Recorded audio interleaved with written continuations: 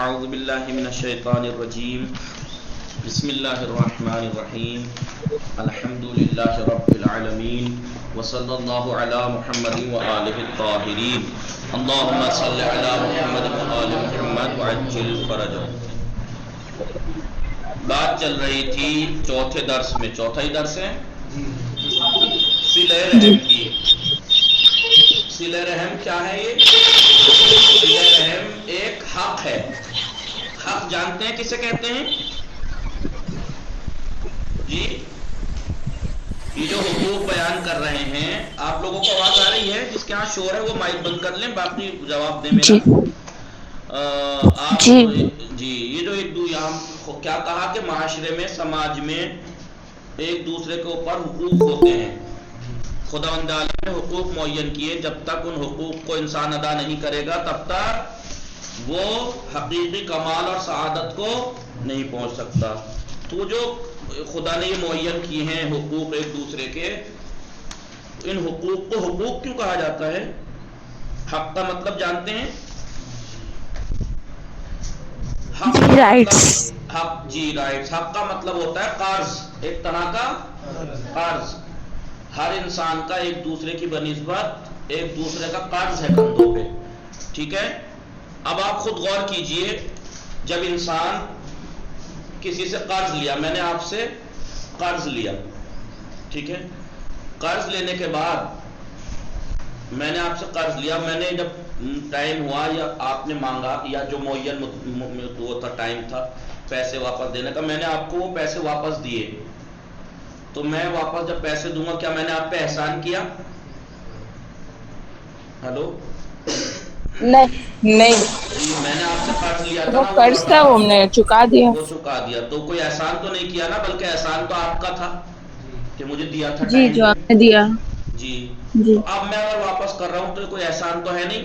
میں یہ تو نہیں کہہ سکتا نا کہ بھائی لو میں نے تمہیں واپس دے دیا اور میں تمہارے ساتھ یہ کیا میں نے، اور یوں نہیں. احسان بھی نہیں جتا سکتا. کیوں؟ کیونکہ میرے اوپر آپ کے گردن پہ وہ قرض تھا، وہ ادا کیا ہے. تو خداوند عالم نے جو ایک دوسرے کے لیے معین کیے ہیں، ان کو حق کہا گیا ہے. حق کا مطلب سمجھتے ہیں؟ ایک طرح کا قرض ہوتا ہے.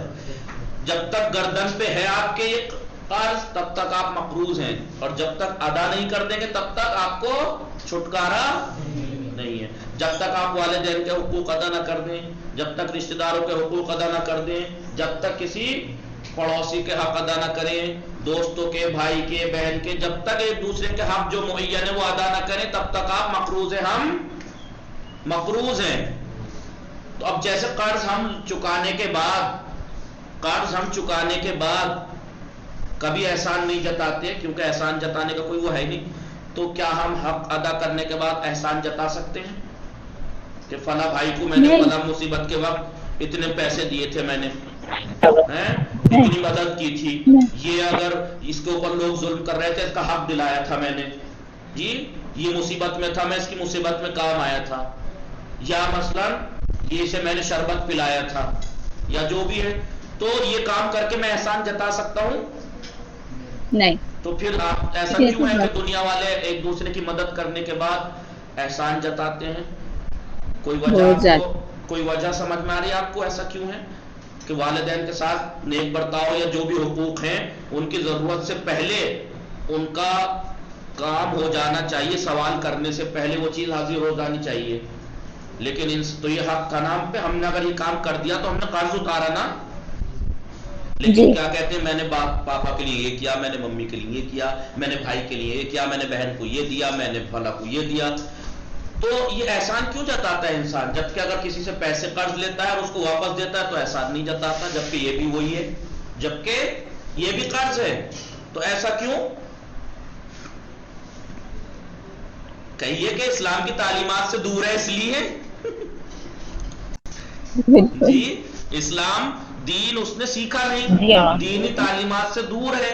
ورنہ اگر اس نے علم حاصل کیا ہوتا، اہل بیت کی سیرت اس نے دیکھی ہوتی کہ کس طریقے سے جیتے تھے، کس طریقے سے حقوق ادا کرتے تھے، بلکہ دوسروں کے حقوق ادا کرنے کے بعد سجدہ شکر میں گر جایا کرتے تھے، پروردگار تیرا شکر کہ میں ایک آدمی کا حق ادا کر سکا، تو نے مجھے توفیق دی کہ میں نے ایک حق ادا کیا، کسی کے کام آیا میں. یہاں الٹا حساب ہے ہمارے معاشرے میں. خدا کا شکر میں کا سجدہ کرنے کے بجائے کہ پروردگارا میرا پڑوسی مصیبت میں تھا میں اس کے کام آیا, تو نے مجھے توفیق دی کہ میں نے اپنا حق ادا کیا, اس کے لیے تیرا شکریہ. یہ کرنے کے بجائے ہم کیا کرتے ہیں, ایک پڑوسی کی اگر مدد کر دی تو 100 محلوں میں جا کے بیٹھ کے یہ بات کہی جائے گی, ارے وہ تو اتنی مصیبت میں تھا میں نے اس کے ساتھ یہ کام کیا. اب قرآن کیا کہہ رہا ہے, بسم اللہ الرحمن الرحیم, لا تبطلوا صدقاتکم بالمن والعذا.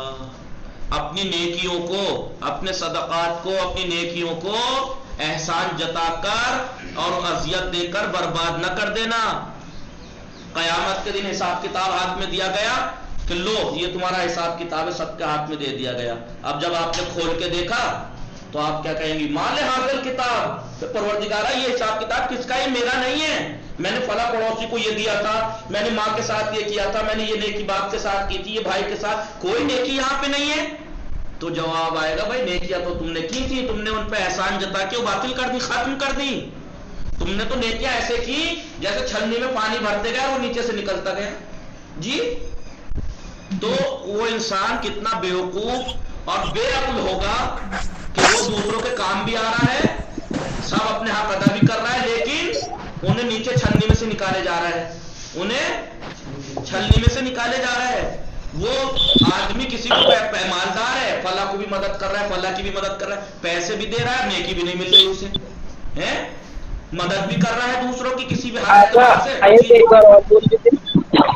لا بسم اللہ الرحمن الرحیم, لا تبطلوا صدقاتکم بالمن والعذا. اپنی نیکیوں کو من احسان جتا کر اور اذیت دے کر ختم نہ کر دینا, تباہ نہ کر دینا اپنی نیکیوں کو. احسان جتا کر کیسے, وہ فلاں صاحب ان کے اوپر مصیبت میں تھے وہ, اور ان کے پاس بڑے گرفتاریوں میں تھے, میں نے انہیں ایک دم اپنے پاس پیسے تھے فوراً پیسے دیے, میں نے کئی جگہ بیٹھ کے کہہ دیا. یا اس کو بیچارہ کہیں بیٹھا تھا, اس کے سامنے, ارے یار میں نے تم نے اس دن اتنی مدد کی, میں نے آپ کی, تو احسان جتا دیا. یا مثلاً کہ آپ نے ایسی کوئی بات کہی, اسے برا لگا, اذیت دے دیا آپ نے اسے, تو ساری نیکی کری بھی, آپ نے اسے 1 لاکھ کی مدد بھی کی, وہ 1 لاکھ کہاں گئے, چھلنی میں بھرا ہوا پانی گئے, ختم بالکل.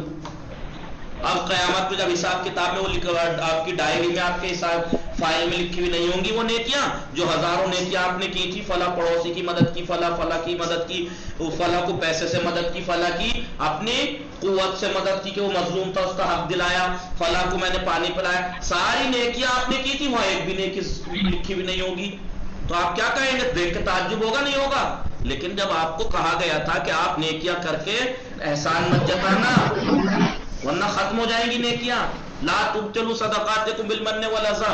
لہذا اسی لیے کہتے ہیں کہ اسلامی تعلیمات سے دور نہ ہو, اپنے بچوں کو خود اسلامی تعلیمات حاصل کریں اور دیکھیں کہ ہم اگر نیکیاں, بہت سے لوگ کہتے ہیں ہم نے اتنی نیکیاں کی, ہمیں تو اہل بیت بچا لیں گے. پتہ لگا جب دیکھیے 100% آدمی کے پاس وہاں پہنچے حساب کتاب میں, آپ کے پاس مثلاً 75% پہ پاس ہے مثلاً, جی 70 لائیں گے تبھی تو استاد آپ کی مدد کرے گا کہ 5 نمبر بڑھا دے گا, یا پتہ لگا 5 ہی نمبر لائے ہیں تو 70 تھوڑے بڑھا دے گا.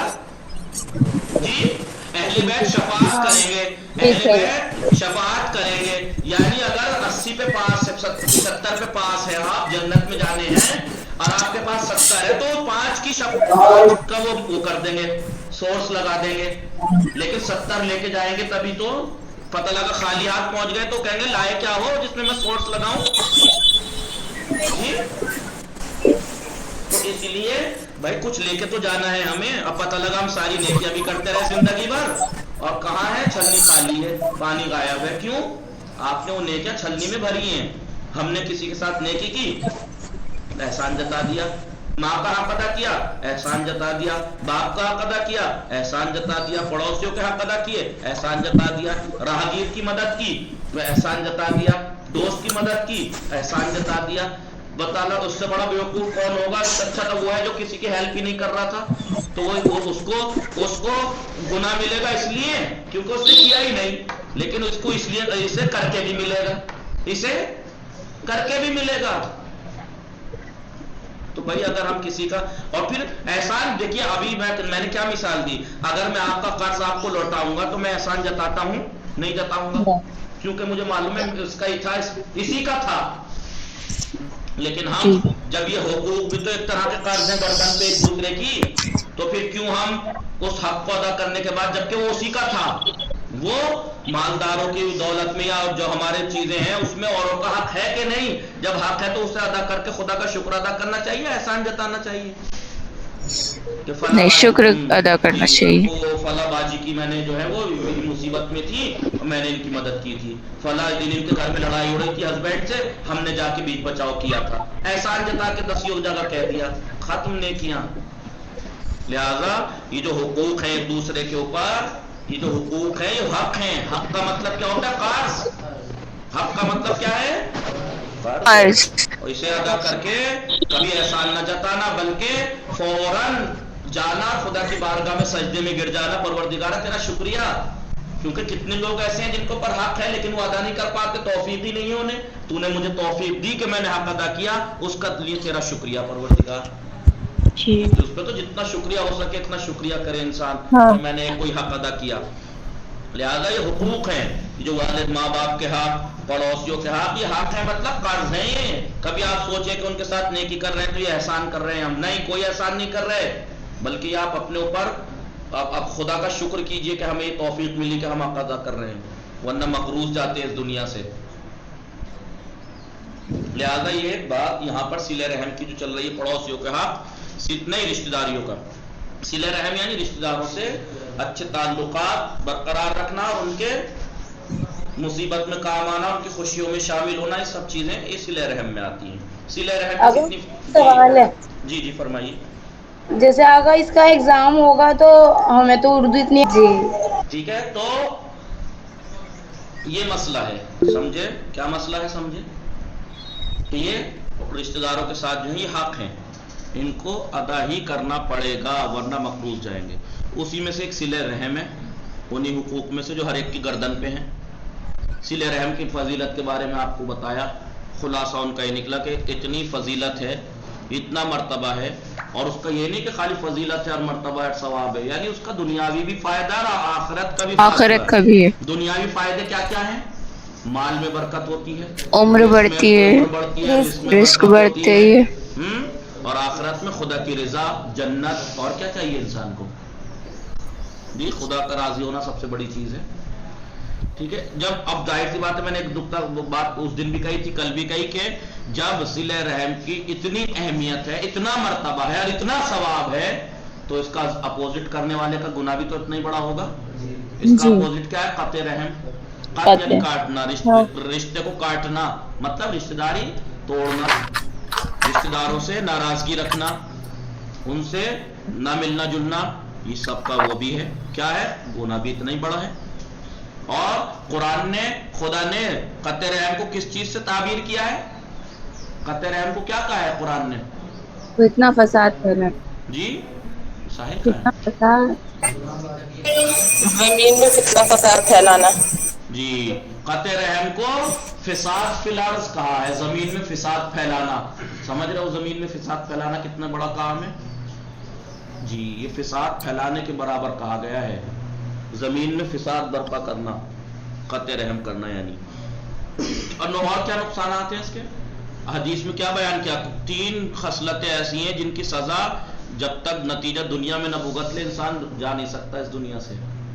جی ان میں سے ایک یہ ہے قطع رحم۔ قدر ہے، اور اس کا نقصانات جانتے ہیں؟ جب قطع رحم ہوتا ہے، مال و دولت اشرار کے ہاتھوں میں چلی جاتی ہے، برے لوگوں کے ہاتھوں میں، اور ظالم حکومت حکمرانی کرنے لگے۔ جی لہذا اسی طرح قطع رحم ان اعمال میں شامل ہے جن کا بھیانک نتیجہ انسان دنیا میں اپنی آنکھوں سے دیکھ کر ہی رخصت ہوتا ہے، کیونکہ تعلقات اور روابط میں دوری اور آپسی رنجش، آپسی ناراضگی قومی اور سماجی مسئلہ ہے، کیونکہ آپسی ناراضگی ایک قومی مسئلہ ہے، سماجی مسئلہ ہے، جس کے خطرناک آثار بہت جلد کھل کر سامنے آتے ہیں۔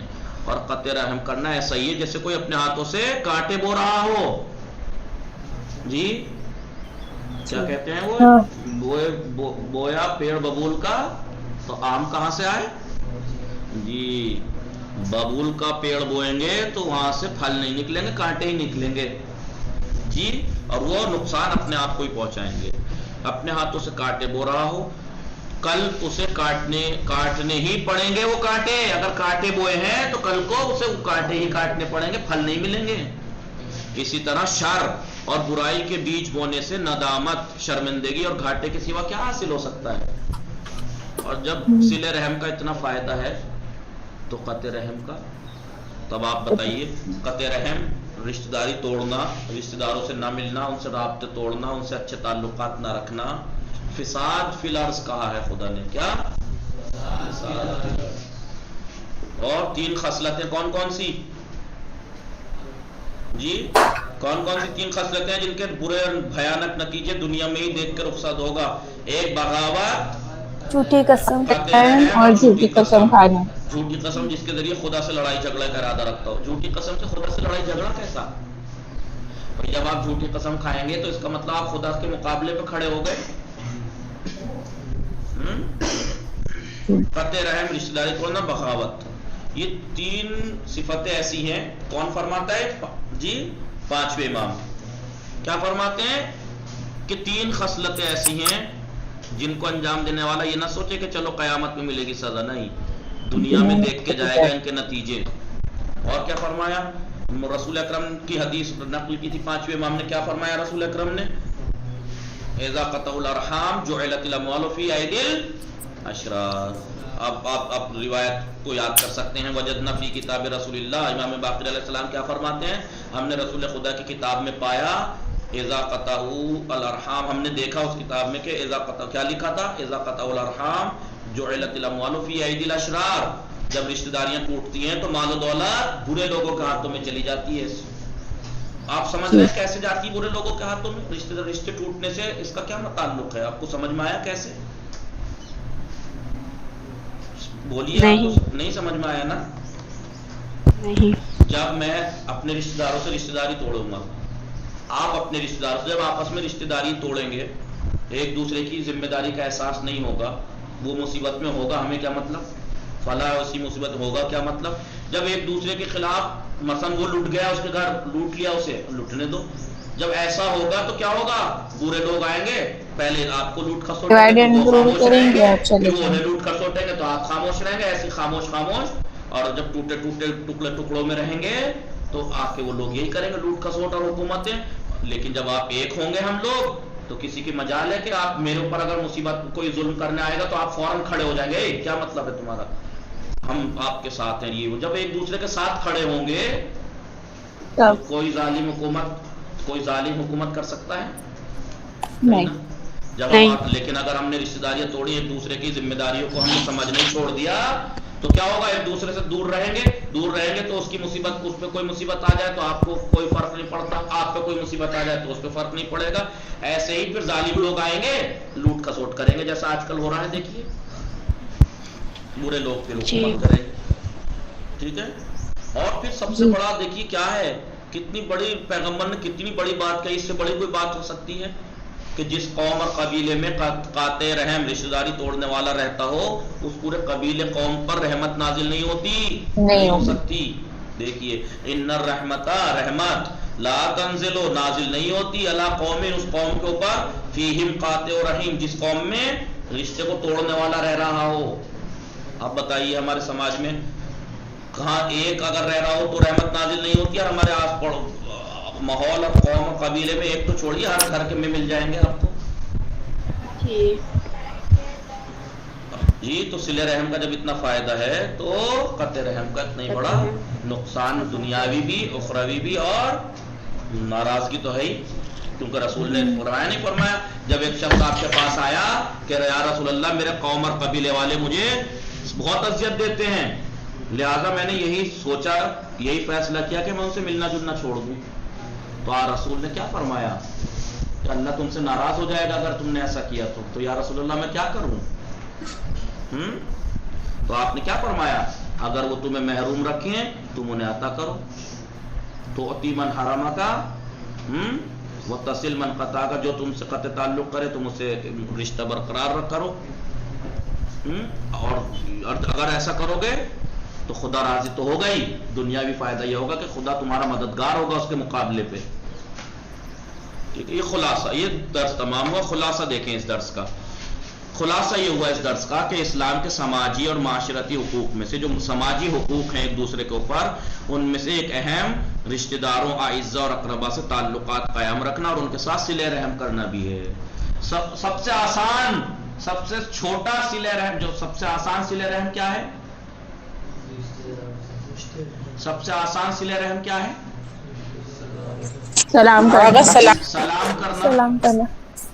اچھے سے سلام کر لینا یا اچھے سے سلام کا جواب دے دینا. اور سب سے بہترین صلہ رحم کیا ہے؟ رشتہ داروں کو اذیت نہ دینا. بھائی انہیں اچھا نہیں کر سکتے تو برائی مت کرو کم سے کم. جی رسول نے اسے کہا ہے کہ افضل جو ہے وہ صلہ رحم کیا ہے؟ یہ ہے کہ تم انہیں اذیت نہ دو.